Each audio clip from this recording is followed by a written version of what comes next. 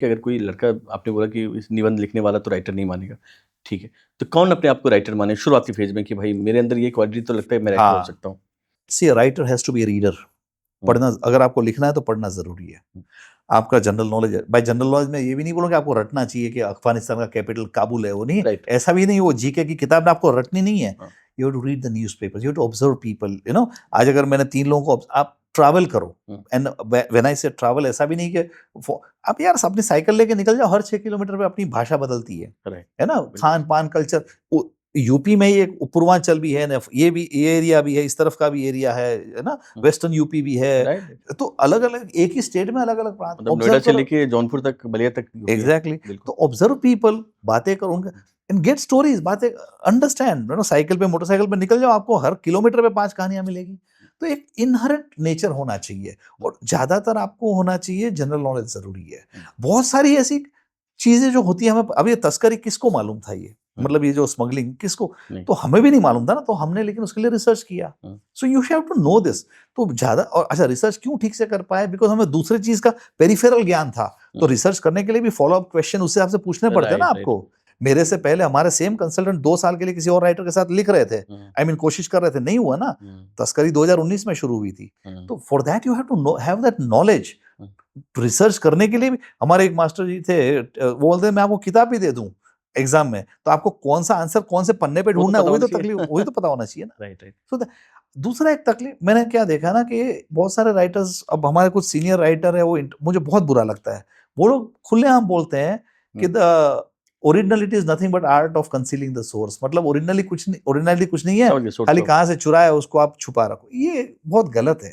हुँ, ये बड़े-बड़े राइटर ऐसा बोलते हैं, मुझे बहुत तकलीफ होती है। हुँ, क्योंकि आपका उनका, बिलीव नहीं है इस कॉन्सेप्ट में? नहीं, बिल्कुल नहीं। सी देखो, फ़िल्म से फ़िल्म इंस्पायर होना, उसको चोरी बोलते हैं। हुँ, मैंने एक आदमी के जीवन से इंस्पायर हो गया, वो इंस्पिरेशन है। कि मैंने अखबार में एक आर्टिकल पढ़ा, हुँ, है ना, 300 लाइन, 300 वर्ड्स का, उस पे पूरी फ़िल्म बना दी, वो एक इंस्पिरेशन, वो उसको इंस्पायर बोलते हैं। हुँ, मैंने कोई फ़िल्म देखी और फ़िल्म को ही कॉपी करके मैंने फ़िल्म बना दी, राइट, उसको चोरी बोलते राइट, हैं। राइट, उसको इंस्पिरेशन नहीं बोलते ना। तो ये सेम मीडियम टू मीडियम आप करोगे, उसको इंस्पिरेशन नहीं बोलते हैं, है ना? आप किसी और से, हाँ, you can be inspired from a real life story, you can be inspired from a newspaper article, you can be inspired from something that has happened, character किसी के बट साथ, राइट, आप सेम, ऐसा that has to be a different medium, hmm, ये मेरे opinion में। हाँ, आप लेकिन सेम मीडियम से उसको इंस्पायर नहीं बोलते, उसको चोरी बोलते हैं। तो राइट, अब एक पूरा तबका 80s 90s में 2000 तक, एक पूरा तबका राइटरों का कॉपी पेस्ट वाले पैदा हो गए। अरे! डीवीडी, एक्सपोज़र भी नहीं था उनको उस समय शायद, बहुत एक्सपोज़र था भाई। एक्सपोज़र कॉपी क्या कर था फॉरेन का, हाँ, वही तो मैं हूँ। लोग बैंकॉक जाते थे, हाँ, मैं 1-2 प्रोडक्शन हाउस में, वो बैंकॉक में पूरा कैसेट्स डीवीडीज़, यस, हाँ, डीवीडी भर के ले आते थे। राइट, उनका एक आदमी बैठता था, सारी डीवीडीज़ देखता था, हुँ, उसमें से वो टीसीआर लिखता था कि मदर डॉटर सीन इधर। फिर जब उनके बॉस बोलते, "ए बेटा कुछ मदर डॉटर निकाल", तो सारी वो एक्सेल शीट में कैसेट, से निकालता था कि ये स्पेनिश फ़िल्म है, कोरियन फ़िल्म है, जापानीज़, इसमें मदर डॉटर के इतने सीन हैं। फिर वो देखेंगे, वो सीन पकड़ेंगे, उसको कॉपी करेंगे। ऑर्गेनाइज़्ड चोरी।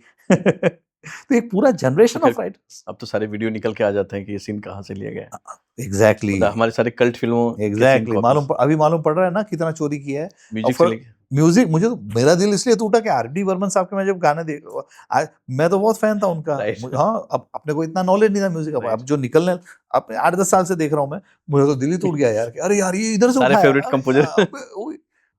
तब मैं सोचता था कि पुराने तो अच्छे थे, कि प्रीतम प्रीतम तो चलो प्रोफेशनल चोर है, but hmm, in the sense I should be saying this, Pritam भाई सॉरी, बट उठाते हैं, है ना? ले लेते हैं ये अनु मलिक, प्रीतम। हुँ, लेकिन आर डी बर्मन ने ऐसा क्यों? मेरा तो दिल टूट गया यार। क्या करें? Right, right.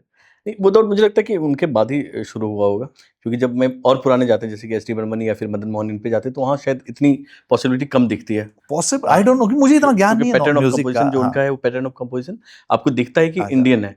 हमें, इनके पैटर्न ऑफ कंपोज़िशन में थोड़ी वेस्ट की हाँ, झलक लाइक आती आई सेड, मुझे म्यूजिक का है। इतना राइट, ज्ञान राइट, है नहीं, but I am assuming you are right, क्योंकि राइट। हमारी अपनी तो एक संस्कृति है ही हाँ, ना है ही म्यूजिक की यार, इतना और वो काफ़ी रिच है। बहुत हमें रिच है कॉपी भाई। की तो ज़रूरत भी नहीं है, खासकर म्यूज़िक में तो नहीं है। नहीं, अब कुछ नया दो, लेकिन हाँ, हाँ। एक्सपेरिमेंट, अगर आप सीख के आए हो, आप अगर ये ट्रिनिटी कॉलेज में म्यूजिक सीख के आए, तो उस हिसाब से म्यूजिक दो आप। खाली कॉपी अपना ही बना, मतलब आप राइट। वेस्टर्न म्यूजिक अपना क्रिएट करो ना, उठा के क्यों कर रहे हो यार?